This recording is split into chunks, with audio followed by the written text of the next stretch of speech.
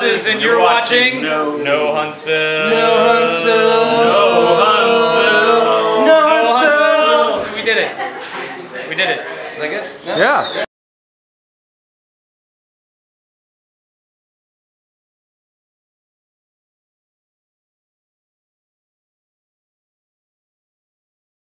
This is Tom. I'm Joe. And this is No Huntsville. Once again, we are on our second episode of Inside the Mash Tun. We are live here at Blue Pants Brewery in Madison. Everybody give it up for Blue Pants, all right?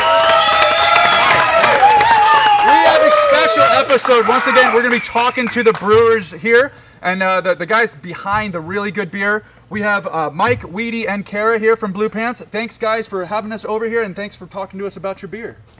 Absolutely. All right, good. Thanks you guys for being here. So let's get started real quick in case people out there have no idea what this thing is about. What is a mash tun? We always started there with Salty Nut. We're going to start there with you guys. So give us the insight of why we're calling this Inside the Mash Tun. You're the expert. So. Kara's got it. Oh, there we go. Passing the buck already. Assistant. It's a large vessel. Put hot water in it. Put grain in it, and out comes wort. So that's it. It's kind of the main place where everything gets churned up and made into beer. Is that right? Pretty much, it's the start of it. All right. So that's what the whole series is about. It's Inside the Mash Tun. It's kind of inside the actor studio, talking to the people behind the beer. So that's what this is about. It's an ongoing series. We're going to be hitting all the breweries here in Huntsville. No Huntsville is really excited to be a part of it and to talk to all these guys. So another good question that we kind of like to start with is give us the insight on where the name Blue Pants came from. So who wants to take that one? I should probably do it since I came up with it. But there we go. Take some credit. Yeah, well, it's not necessarily the best thing in the world, but the whole brewery started with my wife and I about 4 years ago at this point. We were working day jobs and kind of came up with this crazy concept to do it on the side. And so Allison, my wife, is blue. She's not Pants, I'm Pants. She's blue, she's got bright blue eyes, and that's what I've always called her. I'm Pants. It's an interesting story that I usually don't share. So okay. It was a nickname I had in college, and it's stuck. So Blue Pants kind of was how we came up with it, and then we branched out from there with deciding it was really funny to come up with beer names named after pants, like Knickerbocker Red or Spare Pair Pale Ale. You can get the connotations of the spare pair aspect there. Right. So that's how we kind of played with it. And if nobody's been down here, you guys can check out Blue Pants. It's Blue Pants. It's facebook.com/Blue Pants Brewery, right? And also, we didn't mention this is all in conjunction with Free the Hops. So freethehops.org, a great organization. They're the guys that really making it happen, making it possible for us to have breweries and tap rooms here. So back to the Free the Hops, always what a great organization to help put this on. So let's go into another question. We kind of talked to Salty Nut about this as well. What are the hard things about starting your own brewery? I mean, name some of the big kind of roadblocks, because everybody wants to start their own brewery. I mean, I do, Joe does. But what keeps us out? What keeps most people out of that? What's the biggest issues that you have? It's kind of a multi-layered answer. I would say there's some very big technical challenges related to actually, brewing beer consistently on a high volume level. I think Weedy can probably speak to the difficulty and the challenges associated with that. And then there's obviously a large amount of capital involved. If you look behind us, there's a huge ton of stainless steel, and that costs money. So it's a lot of financial capital, things like that, to get it in place, and then a lot of know-how, which he's the expert on right now. And that's kind of all the pieces. And then besides that, it's a constant day in, day out. And one of the things people don't anticipate is the level of work each day. And I think Kara can attest to that. It's a grind of lifting 55-pound bags and 165-pound kegs and day in, day out. So.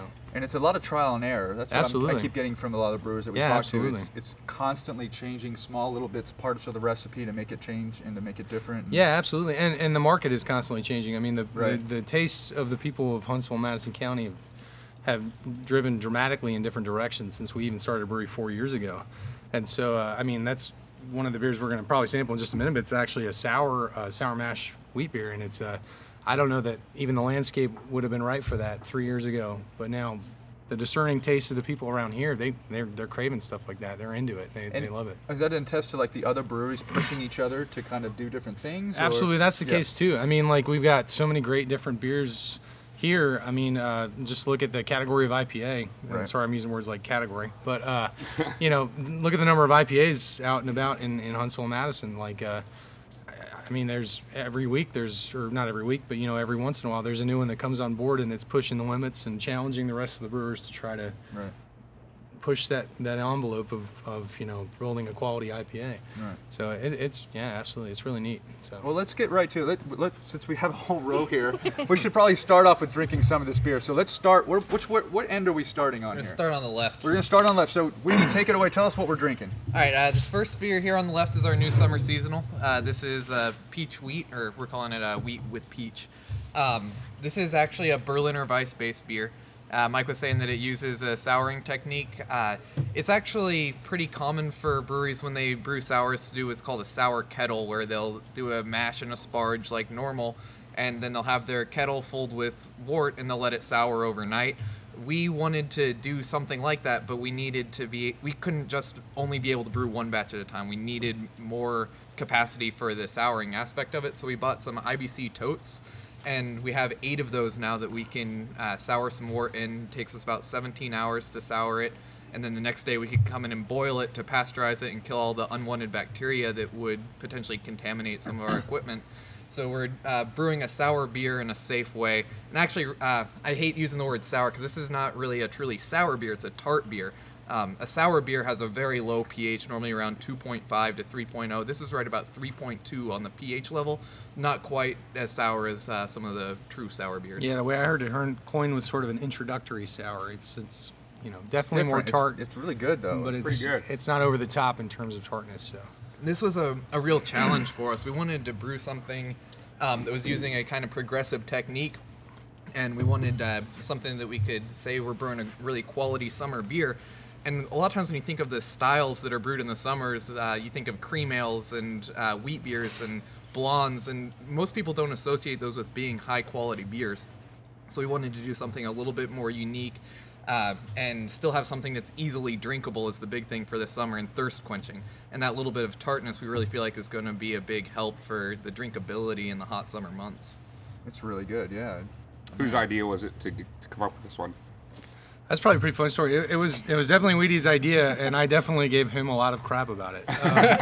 So I mean that in the terms of like the way that, and I think you guys have this as sort of a subsequent question. A lot of times how we develop some of these recipes is that him and I kind of back and forth, and so he wanted to do this and thought it was a perfect beer, and I agreed with him completely, and I kind of tried to challenge on the repeatability, and you know, we had a drunken argument once about it, and it was pretty fun, and he won. But then he came in the next day and, you know, said, you know, I've thought about it a little, and I think we can do it just a little bit differently. And I almost think he kind of pioneered a technique on this. I don't know if he did or not, but Yeah, go ahead and take credit for that. yeah, you should. You should. But I mean, just in a way to do this in a more consistent way, I think he kind of used his, you know, really racked his brain to figure out how to do it on a large scale. So the really funny thing is I tried to back out of it after our argument. Yeah. He wouldn't let me. So I said, let's just brew a cream ale. he did, yeah. Well, it's funny. I actually heard about you before I met you, before I even came out here. Your kind of reputation here in town is kind of growing. So, and I've heard him say it a couple times that you're the expert. So how does one become, and you're fairly young, how does one become an expert at brewing beer? I'm kind of interested in that. I started at a pretty young age, so I got Right? I got a lot 21. yeah. I got a lot of experience pretty early on, but really I've just been given a lot of opportunities here at Blue Pants, and I've tried to take advantage of them. Right. Mike and Allison, all the owners have done a really great job of really supporting my education and everything for the brewery, and it's definitely very appreciated on my part, and I think that they've gotten some of the benefits from that as well. No, he's not taking enough credit. I mean, like when I met Weedy, he came in and talked to me off the street, and you know, came out and helped the next week or something with our grand opening, and since then it has been an iteration of him coming to me and saying, hey, I think I should do this class online that's about 3 months long. I think it'll really benefit us. Right. And then he did it, and when I met him, he was in business school at UAH, and he honestly would not attend class because he wanted to work at the brewery. And I tried my best to keep him in school and working on it. But I'm pretty sure when he went to the final eventual result of his education, which is the Siebel Institute, he spent, was it 6 weeks in Chicago and 8 weeks in Germany? 7 and 5. 7 and 5. 7 weeks Chicago, 5 weeks in Germany studying. And this guy was like top of his class. You couldn't get him to attend business school, but when it's about brewing and it's in Chicago and Germany, even though there was the lure of pinball nearby, he was all over it and just putting up ridiculous grades. I mean, I think he had several professors tell him that he should be considered for a raw materials instructor one day. I mean, like, wow. So it's a passion that he brought to the table, regardless of the education aspect of it. So Well, that's great. All right, so let's move on, before it gets too late, let's move on to the next beer. So what are we drinking next here? This next one is our new American Amber Ale. This is actually replacing our old Amber Lager. This beer, it actually does use the same malts, but it's using different hops, American hops. We use hop extract as well to give it a clean, smooth bitterness. And then we use Centennial hops late in the boil just to give it a little bit of a citrusy finish. And the malts are mostly European malts, so it's kind of a hybrid between an American and a European style amber, but it's definitely got more American influence with the yeast and fermentation profile. That's really good. Wow. What is this? This is our American Amber Ale. Really good. And this was actually a little bit of a surprise for us. We'd been brewing the Amber Lager for a pretty long time, and people liked it, and they drank it. We released this beer, and we were actually having trouble deciding what our third beer was going to be as far as our new core brands go. And we settled on this Amber, and suddenly I think it's outselling. it's doubled the sales of the Amber Lager in like short couple weeks. Yeah, I was talking to somebody here a second ago, and I was wondering what your staple beer is. You like Straight to Ale has their Monkey Knot, and so. And the answer I got was that you guys are still kind of working through some of that, right? It's definitely been iterative. Like we've been constantly trying to revamp what we've done. We actually just went kind of through a rebrand too. Like I was talking about the pants names, we kind of moved away from it, and so the Amber became an Amber Ale largely because we couldn't keep up with production because lagers take a significantly long time to brew than ales do. And just the demand aspect of it. Kind of one of the things that happened in the last year for us is that when Weedy got back from school in May, he got to take a hard look at all of our brands. I remember talking to him on the phone, and I said, before you drink any other beer in America, please come to the brewery. You haven't tried any of our beers in 3 to 4 months. Give them a hard eval. Right. And like, let's talk about them and let's look at them and consider them. And that's changed a lot of what we've done completely. But by the time that some of these beers, he had made the tweaks, like the dry hop pale ale, which used to be Spare Pair, we almost felt like it was a completely different beer. And it's got its origins in the beer that we created a long time ago, but it's been so tweaked and it's got some new nuances that it's a new brand basically. And so. Wow. Kind of going forward, the other long story that I'll try not to waste everybody's time on is the hot bursted IPA, which Weedy and I have been talking about an IPA for over a year. Yeah. And 2 years. 2 years. And we always wanted to do it, and we just wanted to get it exactly right. And so after a lot of work, and we have a sensory panel with a bunch of people who help us evaluate what we're doing, we developed that hot bursted IPA. So going forward, the answer to your question is we've got an American Amber, a dry hop pale ale, and our hot bursted IPAs are sort of our core brands. And before we forget, Kara's got to get credit for the Amber Ale. That's true. That's true. How does somebody get on the sensory panel? I don't know. There's a couple of them in your audience here. So, is that right? Yeah. There's one right there. There's another, and there's another. You Yeah. just pick the people that drink the most. Well, Joe, you're qualified. All right, let's move down to our next beer. So let's introduce this one here. This is yours, so absolutely, for sure. So this next one is our German-style Pilsner. I learned a lot about Pilsner brewing while I was in Germany, and I talked to a lot of my professors about how to brew a Pilsner the German way. Right. And trying all the Pilsners over there, everybody always says they're so different from American beers. And going over, I didn't really believe it, but then trying all the Pilsners over there, I did realize how different they were. And so I really wanted to try and perfect the German-style Pilsner, which it differs from a lot of the other types of Pilsners, like the Czech Pilsner. This should be the lightest color possible that you can brew. It should be malty. It should have a little bit of a biscuity malt flavor, but it should have a pretty significant hoppy flavor. And my personal favorite Pilsner there was the Augustiner Pils, brewed there in Munich. And I learned a lot about that beer talking to some of my professors, and I found out that all of their hops are added at the very end of the boil, or in the last 20 minutes of the boil, and they still have the amount of international bitterness units, or IBUs, that you'd normally find.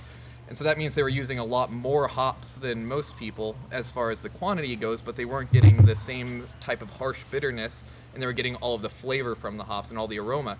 So we tried to do that same kind of thing where this beer is 33 IBUs, 5 of which come from early in the boil and 28 come from a flame out addition, which means we're throwing in almost the same amount of hops you would find in a pale ale at the very end of our Pilsner boil. And that results in the big European, grassy, spicy, noble hop flavor. I always think that this has a little bit of a lemongrass kind of character from the true German hops.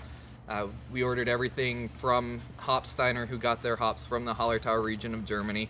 We got our malts from Weyermann. We ordered actually a really nice premium Pilsen malt that I picked specifically for the light color and for the amount of protein that it had, which enhanced the head retention while keeping the body light. That's why it doesn't come off the glass.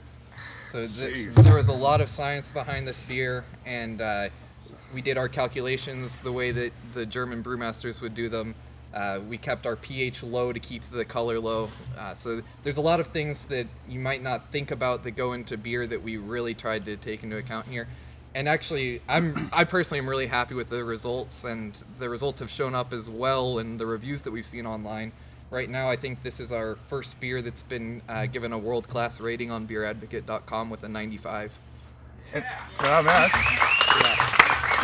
And so, Mike, are you nervous that Weedy just gave away all the recipes just now? I mean, he's talking about pH levels and he's talking about all this craziness. So No, I mean, honestly, like, this is a fantastic beer. we'll have to bleep out half of it. Well, I'm proud to be a part of this Pils, and there's some other great Pilsners that are brewed in the country. Well, let's get this too. There's not a lot of. I mean, maybe you tell me. Is there a lot of microbrews who do pilsners? I mean, is there any ones here else? Yeah, well, there used to be one. Old Town used to have a Pilsner a long time ago. So, but yeah, I can't off the top of my head think of the local guys that are doing a Pils.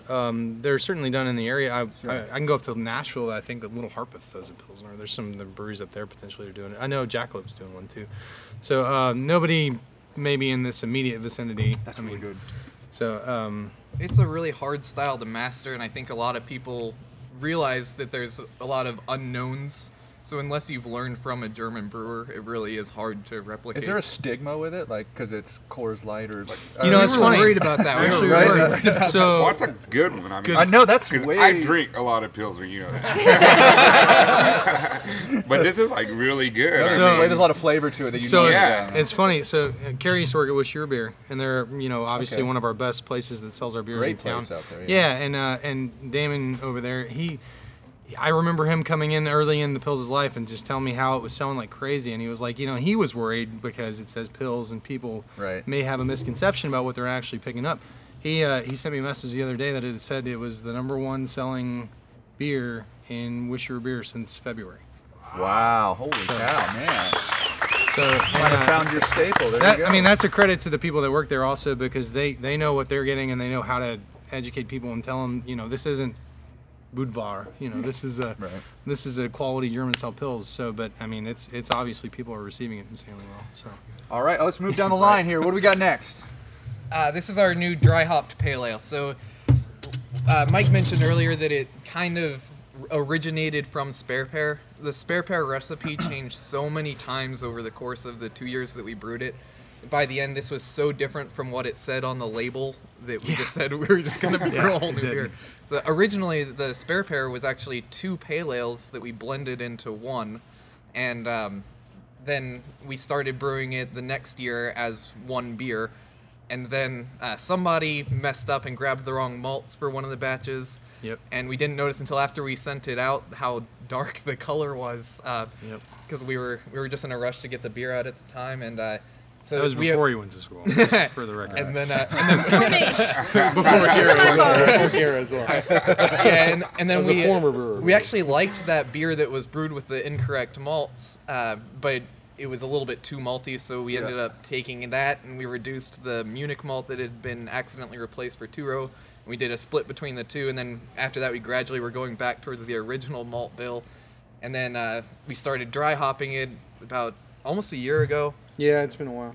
And then recently we switched up some of the hops. We switched up our hop supplier, and we switched to using a higher quality base malt and a different caramel malt. And by the end, it was a 100% new beer. We backed the bitterness off quite a bit. We actually had it tested at one point. It tested at 90 IBUs when it was like a calculated 60 IBUs. So now it's a true 55 IBUs. So still on the high side for a pale ale. But a lot of those IBUs are coming from late in the boil again, so not the harsh bitterness. You get a lot of flavor and aroma. It's really good. Really good. And I've noticed that as we talk to more brewers that so many things happen out of mistakes. Like, It's true. sometimes permanent beers happen out of complete failure, what you thought was failures or complete mess ups, but they wind up being the thing you use. Yeah. Which is pretty interesting. All Yeah, right, you get lucky on occasion. Yep. down to the last one. Here we go. What's the last one we're drinking here? This one was really exciting for us. This is our hot bursted IPA. We used our tasting panel and we tried several IPAs, and we had them give us ratings on different values, like how malty was it, how citrusy was it, how piney was it, how bitter was it, and how dry was it. And we tried to formulate the perfect IPA recipe using the results that we got from our tasting panel. Towards the end, we realized that we weren't going to be able to get all the hops that we wanted to be able to use, so we ended up doing using several different varieties of hops and having all of our tasting panel try those. And we were blending single hopped beers together to taste what different hop combinations tasted like. And in the end, what we settled on was a beer that uses 17 different hop varieties, as well as pure essential hop oils that provide no bitterness but provide flavor. And so all of the hops are added in the last 15 minutes of the boil for this one. And so that gives, again, the smooth bitterness, but it gives a whole lot of hop flavor and aroma. We're using 4 pounds of hops per barrel, which is about 1.5 times more than you typically find in an IPA, but it doesn't have the same intense bitterness that you normally find. It's very clean on the finish. Yeah. Yeah. And we wanted a dry beer without any caramel malts. The caramel malts we found muted the flavors of hops, and it also, when you put an IPA into bottles that has caramel malts, the caramel malts oxidize faster and reduce hop flavor at a very quick rate. So that if we had used caramel malts, this beer in bottles wouldn't have been good beyond about 3 weeks. Using no caramel malt and using some of the new techniques we're using, we think this beer has about a 3-month shelf life now. Wow. So you're just winging it. Yeah. That's like These are really good. Yoda, dude. I told you. I mean, I wasn't kidding about him being the expert on this subject. I mean, and I honestly think one of the best things that we've done since we got back, and it was his suggestion. Ironically, I went to a conference that told me the exact same thing at the same time as our sensory panel. Just the feedback that we get from them. I used to be very desensitized to bitterness. I drink a lot of coffee and things like that, and continual feedback from the people who have been helping with us have helped refine that. Now I'm very sensitive to bitterness because all the beers that I'm drinking aren't overly bitter and things like that. So it's been really neat to have additional people in the room providing valuable feedback about what you're making. I mean, it's incredibly powerful. So. And you guys look like you have new packaging here. We're going to talk real briefly about what you guys got going on right now. Yeah, I mean, I kind of alluded to it earlier. The idea was that these beers have rapidly changed, and we kind of felt like we needed to one of the reasons we got into it is if you look at the Pills package there, that was a new package that we put out in February. And we had a chocolate oatmeal porter in the winter that was also really popular with the package, and it was very different from what we were doing across the board. So, and we saw the uptick in terms of public reception. People told us they love the packaging and things like that, and people, just said, we liked your old stuff, but we really like your new stuff. Oh, nice. And so we kind of went, well, we need to look at this across the board, and we probably spent several months brainstorming, coming up with concepts, and it was actually ironic. I was at a Kroger meeting the other day, and they were flabbergasted by my packaging that we just came up with. I shouldn't say mine. It's, you know what I mean. It's by our packaging. Yours. Well, no, it was mine. It was mine at the meeting. I was the only guy in the room from Blue Pants, but no, it's. I But yeah, and we were trying to convey that, you know, since we've been back and since we've been really pushing this stuff and working so hard on our quality, we've really crossed an echelon in terms of what the beer that we're putting out. And we really wanted the packaging to reflect that, and we wanted the six-pack to jump off the shelf and say to you that, you know, this is a really high-quality thing that you're about to pick up. And I think that's what we achieved when we put it together. So The packaging is great, but I think the beer speaks for itself. I mean, Of course, yeah. going down the line, I haven't had a bad beer yet, so I mean, Thanks. really good. Thank you very much. Tribute to Blue Pants. Thanks. Guys, it's been so great. So, okay, so we're going to do one last thing. We're going to go down the line real quick. gotta get Don't curious. think about it too much. Your favorite local beer, except for besides Blue Pants. Give me the name, the brewery, and the name of the beer. Go. I knew this You're question gonna was take coming, mine. and You have to do it. I tried not to think about it, but it's so hard. There's so many good local beers. I'm gonna have to go with either Yellowhammer's Hop Revival or their Lost Highway choice. Lost Highway. That's my favorite. There we go. All right, Mike, go. I thought you were going to say Lost Highway. I'll go Tobacco Road probably. Yellowhammer Tobacco Road. That's a good choice. All right, Carol, what's yours? Go with a cigar. Salty Nut Darkness. Oh, the darkness. Yes. Very good. Man, very good. All right, that's it for this episode. This is Inside the Mash Tun at Blue Pants. Guys, thank you so much. Also, thanks to Free the Hops. We're going to keep this going on. Look on our website, look on our Facebook page for when we're going to do our next Inside the Mash Tun. Guys, thank you so much for having us. Thanks for the beer. Thanks for all the explanation. The knowledge. I'm going to start, the knowledge. I'm going to start brewing now because I'm going to rewind the tape and just listen to everything you said. Just record it. I'm going to be putting out no Huntsville's beer is coming out very soon. Well, thank you guys, and thanks Free the Hops for Free the Hops. Hey, organizing this thanks and for everybody. everything. I really appreciate it. And if you missed it, we got our Rocket City Brewfest glasses. Yep. I promised I'd promote that. So. There you go. May 9th, Rocket City. All right, thanks a lot, guys. Cheers. There we go. Cheers. All right.